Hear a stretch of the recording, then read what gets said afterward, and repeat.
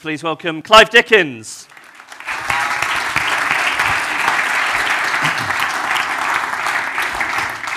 Thank you, Jeff, and reminds me to lock down my privacy settings. I'll have to ask Carlo and need to update myself on that later on this morning. Thanks, everybody, for coming. And over the last couple of weeks, I've been asked by some, why do we even need to redefine radio? Well, as Ed said, with over 91% of the UK population spending over 20 hours a week listening to the radio, the industry, in the ears of consumers, has never been in better shape. At Absolute Radio in 2011, we also achieved a 10-year record audience high and a year-end revenue up almost 20% that bust the market. Consumers have already redefined the way in which they enjoy radio, with over 44% of them not using AM or FM at some point in the week to listen to one of their stations. But the economic realities are slightly less positive. Commercial radio revenue, although up year on year, is still behind where it was in 2007. And BBC Radio, as I'm sure we'll hear later, has also had to deliver a double-digit decline in core funding for some of its BBC services over the next 5 years.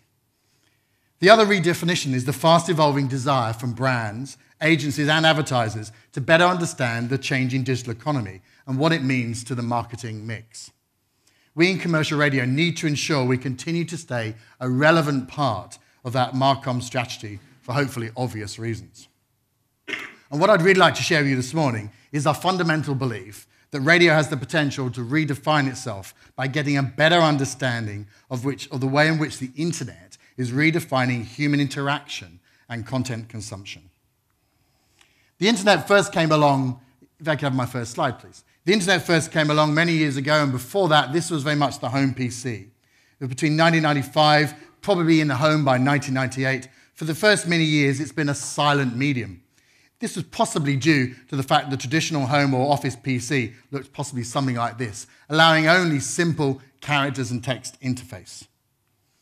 With the advent of in the mid-90s of the mouse and the Windows operating system, it started to attempt multitasking. This reduced that reliance on that QWERTY keyboard. This type of interface became commonplace as the web spread through our everyday, solving problems and creating compelling shortcuts and experiences in our time-starved lives. The next big leap, my next slide please, the next big leap came in 2002 with the mainstream introduction of touch. Now Apple are credited with this innovation, but in my household it was TomTom. It was the first mainstream consumer device to utilize and solve the problem of in-car interaction. In fact, it's often reported that technology makes most of its leaps when attempting to solve common problems. So what next? Well, it's already with us, and it's going to help us redefine radio, the original audio medium. Whether it's the much talked about Siri Beta or the amazing Connect from Xbox, the next leap finally is bringing natural human interaction of speak, listen, and gesture to the internet. And we predict that this will also transform our relationship with digital content and broadcast forever. One of the big changes stemming from this increasing role of online and online audio is the attempt by many to create a perfect playlist, algorithm that goes beyond those early adopters. So go back one, please. The most startling thing about this insight is the amount of investment and major brands who see growth in this audio space. For us at Absolute Radio, these perfect playlist algorithm and streaming products currently don't challenge or compete or may possibly disrupt us. They really most likely disrupt music retail, and I commonly like to say bring music to silent parts of our day via IP, rather than disrupting premium broadcast radio. But not everyone agrees. And whatever the outcome of this explosion in digital audio content is, most agree that a continuing investment in human content, whether live music, spoken word, football, news, comedy, or personality, is the best way to ensure our continuing listening growth.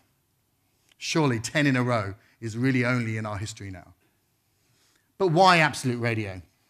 Well, One Golden Square has been our home for almost 19 years and has always been front and center of investment and innovation in radio. As I'm sure you will agree, at Absolute Radio, we have only accelerated the rate of investment and innovation in our first 3 years as a new consumer brand. And finally, I'd like to leave you with a few points. The internet isn't disrupting broadcast radio. It has the potential to unleash it. It is helping redefine its distribution, content creation, and also, as you'll hear later on this morning, its business model. SoundCloud, Alexander from SoundCloud recently said the internet has been on mute for most of its first 17 years. I really like that, the internet been on mute, but it's no longer.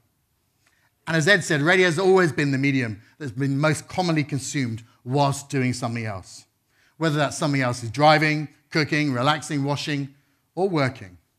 In the digital economy, that doing something else is being online. The internet is helping redefine radio, and one of the reasons for that is you can't close your ears. Thank you very much.